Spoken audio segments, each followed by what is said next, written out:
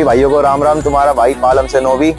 तो भाई आज हम आ रखे थे अपनी दूसरी छत पे सुरजीत भाई की। तो भाई अपने काफी टाइम से हम भी बिजी चल रहे हैं भाई, थोड़ा बहुत काम धंधा में, क्योंकि भाई कबूतरबाजी से पहले पैसा जरूरी है। बाकी अपना शौक तो शौक है भाई, शौक तो पूरा करेंगे ही अपना। बाकी भाई आज ये अपनी चौथी फड़क थी कबूतरों की, आज छोड़ रखे हैं कबूतर, तो थोड़ा बहुत ऊपर दिखाते। पहले कबूतरों का शौक कर लो भाई। आप देखो भाई ये चल रहे ऊपर भाई, 18 कबूतर छोड़ रखे थे, ये 18 के 18 एक साथ चल रहे हैं भाई ऊपर। और चौथी फड़क है भाई अभी ये चौथी फड़क है। बाकी नीचे आएंगे तो दोबारा दिखाएंगे भाई। बाकी थोड़ी देर बाद तुम्हें अभी जोड़ों का शौक करवाते हैं। राम राम।